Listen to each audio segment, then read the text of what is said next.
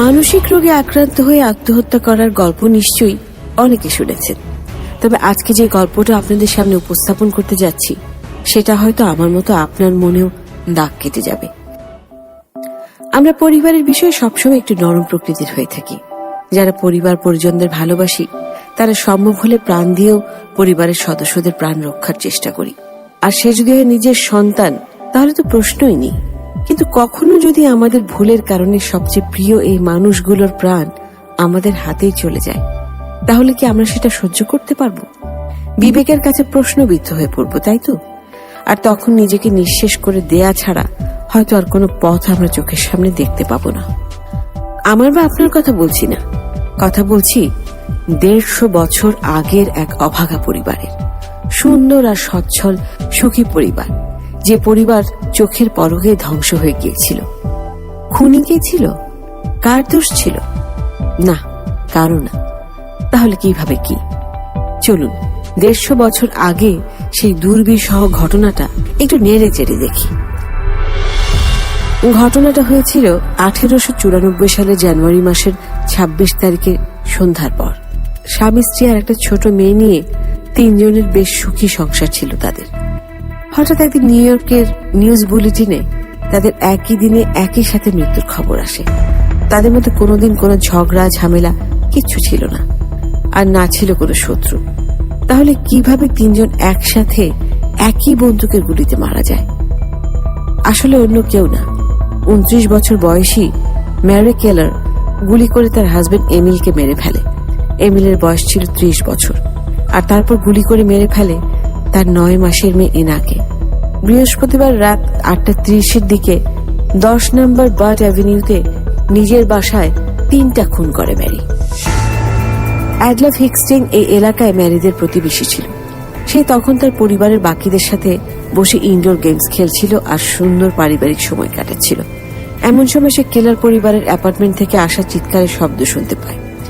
কান্নার আর্তনাদ শুনে মিস্টার মিসেস হিক্সটিন তৎক্ষণাৎ কেলার পরিবারের বাসায় যায়। তারা যে রান্নাঘরের দরজা খোলা পায়, আর সেখানে তারা মেঝেতে পড়ে থাকতে দেখে মিস্টার এমিল কেলারকে। তারা বুঝতে পারে যে গুলির শব্দ আর সেই গুলির আঘাত থেকে আর্তনাদ শুনে তারা ছুটে এসেছে। সেই গুলিতে আঘাতপ্রাপ্ত আর কেউ না, মিস্টার কেলার ছিলেন। কারণ খুব অদ্ভুতভাবে পড়ে থাকা কেলারের নিথর দেহটা এমন কিছুরই সাক্ষী দিচ্ছিল। ঠিক মতো কিছু বুঝতে না পেরে তারা ম্যারিদের শোবার ঘরের দিকে এগিয়ে যায়। সেখানে তারা মিসেস কেলারকে দেখে রীতিমতো ভয় পেয়ে যায়। তার শরীরের নিচের অংশ থেকে পা পর্যন্ত বিছানার উপরে ছিল, আর মাথা থেকে বাকি অংশটা ছিল বিছানার পাশে ছোট্ট বাচ্চার ঘুমানোর ছোট বিছানা বা বেবি ক্রিবে। মিসেস কেলারের কপাল থেকে অঝরে রক্ত পড়ছিল। অন্যদিকে ছোট বাচ্চাটার কাপড়ে আগুন লেগেছিল, যেটা মিস্টার হিক্সটিন কিছু সময় ধরে চেষ্টা করে নিভিয়ে ফেলে। তারপর সাহায্য নিতে মিস্টার মিসেস হিক্সটিন দৌড়ে 24 নম্বর এলিজাবেথ স্ট্রিটের ফার্ডিন্যান্ড সাইবাসের বাসায় যায়। সেখানে তারা কেলার পরিবারের সাথে ঘটে যাওয়া মর্মান্তিক ঘটনার দৃশ্য তুলে ধরার চেষ্টা করে, কিন্তু কেন আর কিভাবে এমনটা হয়েছে কিছুই বলতে পারে না। মিসেস সাইবাস সহ তখন আরো অনেকগুলো প্রতিবেশী কেলার পরিবারের বাসায় হাজির হয়।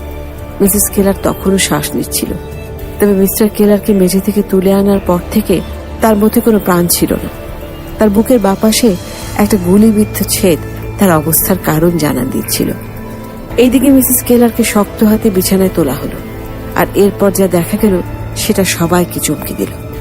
ম্যারির ডান হাতে শক্ত করে ধরে থাকা একটা 22 ক্যালিবারের রিভলভার পাওয়া গেল। এই দৃশ্য দেখার জন্য তারা কেউ প্রস্তুত ছিল না, কিন্তু সেই মুহূর্তে কোনো কিছু নিয়ে আলোচনা আর সমালোচনায় সময় নষ্ট না করে তারা কেলার পরিবারকে বাঁচানোর চেষ্টা করলো। মিসেস সাইবাস বেবি এনাকে কোলে তুলে নিল। বাচ্চাটার ব্যথা ভরা কান্না এতক্ষণে মনে হয় কেউ শুনতেই পাচ্ছিল না। মিসেস সাইবাস খেয়াল করা মাত্রই দেরি না করে বাচ্চাটাকে দ্রুত আবৃত করে তার বাসায় নিয়ে যায়। কেউ ভাবতে পারেনি যে ছোট্ট অ্যানার শরীরেও আঘাত লাগতে পারে, কিন্তু কিছুক্ষণ পর অ্যানার শরীরে গুলির আঘাত থেকে প্রায় চমকেই যায় মিসেস সাইবাস। ছোট বাচ্চাটার পেটের ডান দিকে গুলি ছেদ করে বের হয়ে গিয়েছিল, আর সেই মৃত্যু যন্ত্রণার কষ্টে সে এইভাবে কাঁদছিল। এমন অবস্থায় মিসেস সাইবাস এনাকে আবার কেলারদের বাসায় নিয়ে যায়, আর এরই মধ্যে ডক্টর শেলডন ভুরহিজ আর জেম জেনকিন্স সেখানে উপস্থিত হয়। চিকিৎসকেরা মিসেস কেলারের মাথার প্রায় ডান দিকে কপালের কাছে একটা ক্ষতের চিহ্ন পায়। তারা এক দেখাতে বুঝতে পারে যে মিসেস কেলারের সুস্থ হওয়ার এমনকি বেঁচে যাওয়ার কোনো সুযোগ নেই। তাই তারা তাকে হাসপাতালে পাঠানো কিংবা কোনো প্রকার চিকিৎসা করে আর সময় নষ্ট করে না, শুধু মর্গে পাঠানোর জন্য তখন তারা অ্যাম্বুলেন্স ডাকে। এদিকে পরিবারের 3 জনের একই সাথে এত নির্মমভাবে মৃত্যু হয়ে যাওয়ার খবরটা চারিদিকে আগুনের মতো ছড়িয়ে যায়, আর আশেপাশে সবাই কেলার পরিবারের বাসায় ভিড় করে ফেলে। সবাই রহস্য উদ্ঘাটনে লেগে যায়, আর এইভাবে ভিড় ক্রমেই বাড়তে থাকে। এতে চিকিৎসকদের মিস্টার কেলার আর তার মেয়ে এনার চিকিৎসা করতেও সমস্যা হতে থাকে। তখন তাদের অ্যাসিস্ট্যান্টরা পুলিশের সহযোগিতায় ভিড় কমাতে আর সবাইকে সেখান থেকে বের করতে সক্ষম হয়। এরপর অ্যাম্বুলেন্স আসলে ডক্টর ভুরহেস মিসেস কেলারকে গাড়িতে শুইয়ে দিয়ে হাসপাতালের মর্গে পাঠানোর ব্যবস্থা করে, আর সে নিজে ছোট্ট এনাকে কোলে করে একই হাসপাতালে নিয়ে যায়। এদিকে করোনার ট্রিপকে মিস্টার কেলারের মৃতদেহ একইভাবে হাসপাতালের মর্গে নিতে বলা হয়। মিসেস কেলারের অবস্থা এমন ছিল যে তাকে বাঁচানো সম্ভব ছিল না, কিন্তু তখনও তার হৃদস্পন্দন চলছিল। তবে মধ্যরাতের শেষে সে পুরোপুরি মৃত্যুশয্যায় শায়িত হয়। তবে এই পুরো ঘটনার সূত্রপাত তাহলে কিভাবে হয়? কেনই বা মিসেস কেলার তার পুরো পরিবারকে এইভাবে ধ্বংস করে দেয়? এই সবকিছুর পেছনে একটাই ব্যাখ্যা দেওয়া যেতে পারে, সেটা হচ্ছে 5 সপ্তাহ আগে বিশেষ চিকিৎসার জন্য তার সিটি হাসপাতালে যাওয়া। সেইখানে তার মানসিক রোগ ধরা পড়লে খুব যত্নের সাথে তার চিকিৎসা করা হয়। তার মানসিক অবস্থা যেমনই থাকুক না কেন, সে কোনোদিন কোনো হিংস্র বা ভয় পাওয়ার মতো কোনো আচরণ করেনি, আর খুব ভালোভাবে সে তার চিকিৎসার সময়টাতে কোঅপারেটও করেছে। আর পুরোপুরি সুস্থ মনে করেই তাকে ঘটনার 2 সপ্তাহ আগে হাসপাতাল থেকে ছেড়ে দেওয়া হয়েছে। তবে হাসপাতালে থাকাকালীন ছোট্ট এনা তার মায়ের সাথে বেশিরভাগ সময় থাকতো। আর এইদিকে মিস্টার কেলার ছিল তাদের প্রতিবেশী বন্ধু সাইবাসদের বাসায়। শ্রী ম্যারি কেলার বাসায় ফিরে আসলে তাকে এতদিন পর কাছে পেয়ে খুশিতে মিস্টার কেলার বেশ আনন্দিত ছিলেন। ম্যারি এইদিকে এতদিন পর নিজের বাসায় ফিরে এসে মনে হয় যেন প্রাণ ফিরে পেয়েছিলেন। পরিবারের কাছে ফিরে এসে আগের মতো সুখী সুন্দর জীবনযাপন করার আনন্দে বেশ ভালোভাবে পরিস্থিতির সাথে বন্ধুদের সাথে মিশে যাচ্ছিলেন ম্যারি। সবাই তাকে এতদিন পরে ফিরে পেয়ে ভেবেছিলেন ম্যারি একদম আগের মতো সুস্থ সবল হয়ে গেছে। এমনকি ম্যারির আচার ব্যবহারও তাকে বাকি সবার মতোই স্বাভাবিক মনে হচ্ছিল। তবে এই পুরো সময়টায় একদিন একটা অদ্ভুত ব্যাপার ঘটে। এক বৃহস্পতিবার মিস্টার এমিল কেলার পিয়ানো বাজাচ্ছিলেন। সে নিজের হাতে পিয়ানো বাজাতে বাজাতে অদ্ভুত স্বরে কান্নাও করছিলেন। কান্নার শব্দ প্রতিবেশীদের কানে গেলে সে মিসেস কেলারের কাছে এমিলের এইভাবে অদ্ভুত আচরণ করার কারণ জানতে চায়। কিন্তু ম্যারি কথার প্রসঙ্গ অন্যদিকে নিয়ে যেয়ে বিষয়টা মাটি চাপা দিয়ে দেয়। সেদিন কেন এমিল এইভাবে অঝরে চিৎকার করে কেঁদেছে সেটা এখনো কেউ বলতে পারে না। তত্ত্ব আর তথ্য কেবল সেই সময় ঘটে যাওয়া ঘটনার পরিস্থিতি ব্যাখ্যা করতে পারে। তাছাড়া যারা শুধু কেলার পরিবারকে একদম কাছে থেকে দেখেছে, শুধু তারাই হয়তো এই মর্মান্তিক ঘটনাটাকে মেনে নিতে পারছিল। মিস্টার কেলার প্রত্যেক দিন রাত 8:30 মতো একটা সময়ে বাসা থেকে বেরিয়ে যেতেন। তিনি নিয়মিত মিসেস ডিএম ওসবর্নের বাসায় যাওয়ার জন্য রওনা হতেন। আসলে সেইখানে তিনি একজন বাগানের মালি হিসেবে কাজ করতেন। তবে বাসা থেকে বের হওয়ার আগে প্রতিদিনই তিনি তার স্ত্রী ম্যারিকে আদর করে তারপর বিদায় নিতেন। এটাই তাদের মধ্যে প্রচলিত একটা নিয়ম ছিল বললে ভুল হবে না। কোনো দিনই এমিল এমনটা করতে ভুলতেন না। আর তাই প্রতিদিনের মতো এই বৃহস্পতিবারও মিস্টার কেলার তাদের শোবার ঘরের বিছানার দিকে এগিয়ে গিয়েছিলেন তার স্ত্রী ম্যারির কাছ থেকে বিদায় নিতে। কিন্তু ধারণা করা হয় যে ঠিক তখনই ম্যারি বিছানা থেকে উঠে মিস্টার কেলারকে গুলি করে তার স্বামীর প্রতি নিজের ভালোবাসার প্রমাণ দেয়। আর এর পরপরে এমিল বেশ কষ্টেই এই অবস্থায় সেই রুমের দরজা পর্যন্ত হেঁটে যায় আর সাহায্যের জন্য চিৎকার করে কাঁদতে থাকে। শোবার ঘর থেকে রান্নাঘরের দূরত্ব ছিল 25 ফুটের মতো।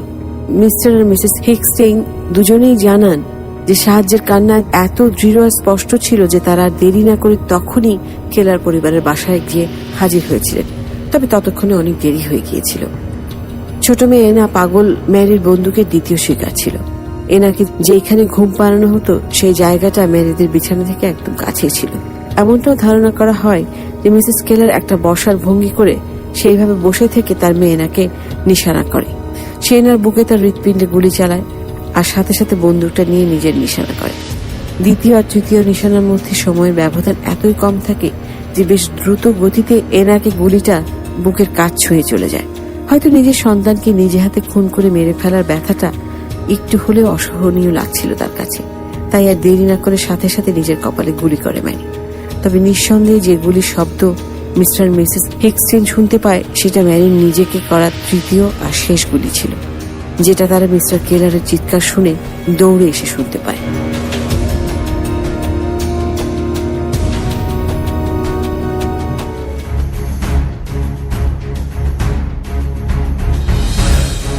মিস্টার মিসেস কেলার সুইজারল্যান্ডের অধিবাসী ছিলেন, তবে তাদের জন্ম জুরিখে। তারা প্রায় 5 বছর পর এই দেশে আসে, আর এরই মধ্যে মিস্টার কেলার একজন মালি হিসেবে ফিলাডেলফিয়াতে তার চাকরি নিশ্চিত করে। কিছুদিন পর সে চলে যায় ওয়াশিংটন ডিসিতে। সে একজন অসাধারণ মালি ছিলেন, আর তার কাজ সবাইকে আকর্ষণ করত। আর এইসবের মধ্যে মাত্র 2 বছর আগে সে এই শহরে আসে। ওসবর্ন রেসিডেন্সে আসে আসলে মালি হিসেবে তার অবস্থান পোক্ত করতে। অমায়িক ব্যবহার আর দক্ষ কাজের জন্য তাকে যারা চিনত সবাই তাকে বেশ পছন্দ করত, আর সবার কাছে তার বেশ সম্মান ও মর্যাদাও ছিল। তাছাড়া তিনি হারম্যান লজ DOH's সদস্য ছিলেন, আর বাকি সব সদস্যদের সাথে তার বেশ আন্তরিক সম্পর্ক ছিল। মিস্টার কেলার তার স্ত্রীকে প্রচন্ড ভালোবাসতেন, আর তার সঙ্গ পেলে তিনি সবচেয়ে বেশি খুশি হতেন। এতই চমৎকার সুন্দর ভালোবাসার সম্পর্ক ছিল তাদের যে ম্যারির অসুস্থ হওয়ার ব্যাপারটাও প্রায় হার মেনে গিয়েছিল তাদের ভালোবাসার কাছে। অনেক ত্যাগ, অনেক যুদ্ধ করেছিল মিস্টার কেলার তার স্ত্রী ম্যারিকে ভালোবাসা দিয়ে সুস্থ সবল জীবনে ফিরিয়ে নিয়ে আসার। কিন্তু সেই বৃহস্পতিবারের কালো রাত সবকিছু একেবারে ধ্বংস করে দেয়। ম্যারি কিন্তু সারা জীবন মানসিকভাবে অসুস্থ ছিলেন না। কয়েক বছর আগেও তার আরেকটা সন্তান হয়, যে কিনা কেবল 13 দিন বাঁচে। ম্যারি উচ্চশিক্ষায় শিক্ষিত তো ছিলই, পাশাপাশি দারুণ পিয়ানোও বাজাত। শুধু পিয়ানোই না, অনেকগুলো বাদ্যযন্ত্রে পারদর্শী ছিল ম্যারি। আর যেহেতু মিস্টার এমিল কেলার ম্যারির স্বামী একজন গানের মানুষ ছিলেন, সেই জন্য তাদের দুজনের এই বিষয়ে মেলবন্ধনটা চমৎকার ছিল। ইউনাইটেড স্টেটসে মিস্টার মিসেস কেলারের আদৌ কোনো আত্মীয় স্বজন ছিল কিনা সেটা নিশ্চিতভাবে জানা যায়নি, তবে জানা যায় যে মিসেস কেলারের বাবা সুইজারল্যান্ডে ছিলেন। ওনার বয়স ছিল 83 বছর, আর তখন তিনি গান শেখানোর কাজে ব্যস্ত ছিলেন। মিস্টার মিসেস কেলার জীবিত অবস্থায় একসাথে ছিলেন, মরেছেনও একসাথে, তাই মৃত্যুর পরও তারা একসাথেই থাকবেন এটা ভেবেই একই বাক্সে তাদের দাফন করা হয়। তাদের ফিউনারেল হয় ইউনিভার্সালিস্ট চার্চের রবিবার বিকেল 3:30 আর সমাধিক্রিয়া হয় ফোর্ট হিলে। ডক্টর হিকি, যিনি আসলে সিটি হসপিটালে ম্যারির মানসিক রোগের চিকিৎসা করেছিলেন, তাকে ঘটনার পরদিন শুক্রবার সকালে একজন রিপোর্টার ম্যারির বাসায় দেখতে পায়। তখন প্রশ্ন করলে সাক্ষাতে সে জানায়, যখন ম্যারি তার রোগী হয়ে ভর্তি হয়েছিল তখন তারা ম্যারিকে বেশ অস্থির অবস্থায় পায়। ম্যারি বেশিরভাগ সময় ছটফট করত, আর রাতে একদম ঘুমোতে পারত না। সে পাগলামি করত, কিন্তু সেগুলো কখনোই কোন প্রকার হিংস্র আচরণের মধ্যে পড়েনি। বেশ দ্রুতই ম্যারি সুস্থ হয়ে ফিরে যায়, আর মাত্র 1 মাস চিকিৎসার পর মিস্টার কেলার তাকে বাসায় ফেরত নিয়ে যায়।